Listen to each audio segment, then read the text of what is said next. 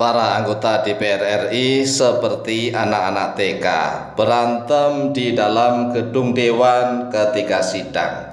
Ini sungguh pemandangan yang luar biasa, lucu-lucu dan sangat menggemaskan. Para anggota Dewan Perwakilan Rakyat Republik Indonesia yang katanya sangat terhormat, katanya lagi mereka ini adalah manusia-manusia pilihan karena telah dipilih oleh mayoritas rakyat di Indonesia.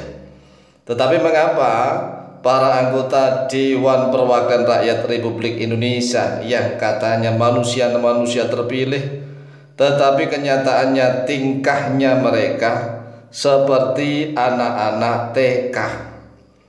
Di dalam sebuah channel YouTube yang bernama Suara Netizen, ada salah satu konten video yang berisi rekaman video tentang para anggota Dewan Perwakilan Rakyat Republik Indonesia yang berantem ketika sidang di dalam gedung dewan.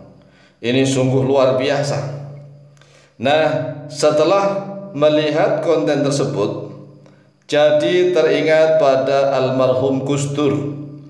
Gus Dur yang pernah mengatakan bahwa para anggota DPR RI seperti anak-anak TK yang baru belajar ngomong dan belajar pidato agar kelihatan eksis dan agar kelihatan intelektual, agar kelihatan membela rakyat, padahal aslinya mereka hanya rebutan untuk membela diri mereka masing-masing. Nonsen mereka membela kepentingan seluruh rakyat Indonesia. Mereka hanya membela kepentingan pribadinya. Nah, buktinya sampai sekarang ini rancangan undang-undang perampasan aset tindak pidana korupsi yang sangat dibutuhkan oleh presiden, oleh para menteri, oleh Kejaksaan Agung, oleh kepolisian, oleh KPK.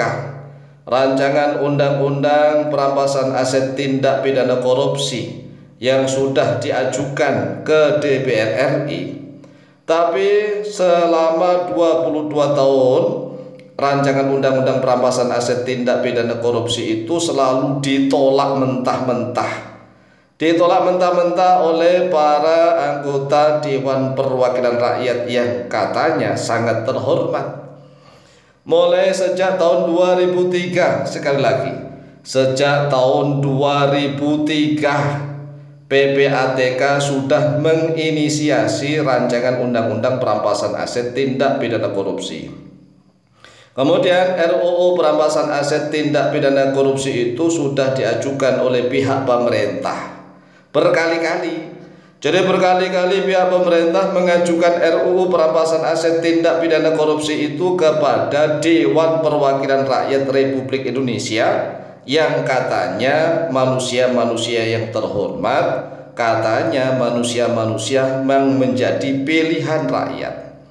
Manusia-manusia terpilih ini ternyata selama kurang lebih 22 tahun. 22 tahun itu Masya Allah masa yang lama loh ya. Ini selalu menolak berkali-kali.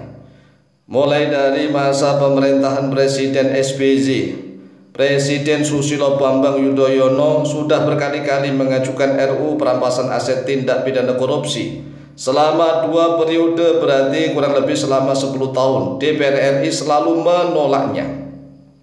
Tetapi DPR RI itu ya namanya manusia kumpulan terpilih. Mereka agak pinternya bagaimana?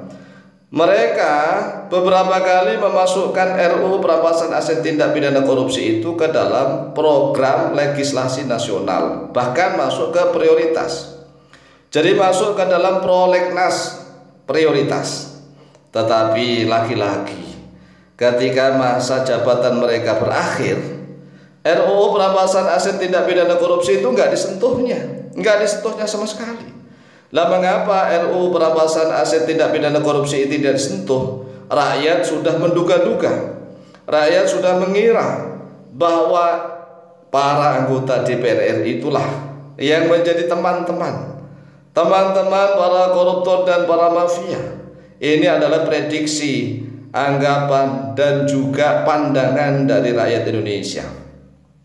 Oleh sebab itulah, agar para anggota DPR RI ini tidak dicurigai oleh seluruh rakyat Indonesia, maka buktikan bahwa Anda semua ini adalah sebagai orang yang benar-benar terpilih mewakili suara rakyat. Segera bahas dan sahkan rancangan undang-undang perampasan aset tindak pidana korupsi, agar Presiden memerintahkan Kejaksaan Agung dan KPK serta kepolisian bisa merampas asetnya para koruptor yang ada di PT Timah. PT Timah sudah dikorupsi triliunan, bahkan ratusan triliun, tercatat sampai 300 triliun rupiah. Bisa aset-asetnya para koruptornya disita oleh negara. Kemudian perampasan aset tindak pidana korupsi di Pertamina, ratusan triliun rupiah.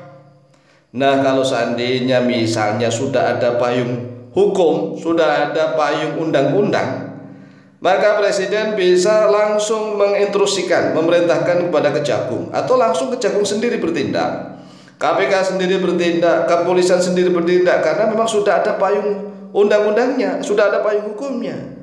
Kalau sudah ada payung hukumnya yang sudah disahkan oleh para anggota Dewan Perwakilan Rakyat Republik Indonesia yang katanya sangat terhormat, yang katanya manusia-manusia terpilih ini sudah mengesahkannya RUU perampasan aset tindak pidana korupsi, maka Kejaksaan Agung, KPK, kepolisian bisa langsung merampas asetnya para koruptor. Nah, kalau korupsi di Pertamina ini Masya Allah 5 tahun kan total sampai 900 triliun rupiah. Bayangkan ini triliun bukan miliar.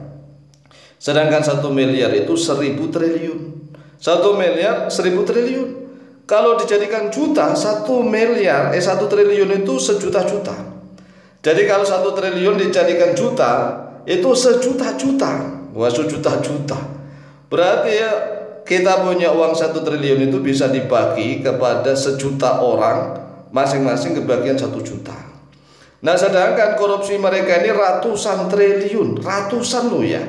Bahkan nanti kalau seandainya sudah ada RUU perampasan aset tindak pidana korupsi, maka APBN negara ini bisa surplus, dan seluruh rakyat Indonesia bisa hidup kaya raya, adil, makmur, sejahtera.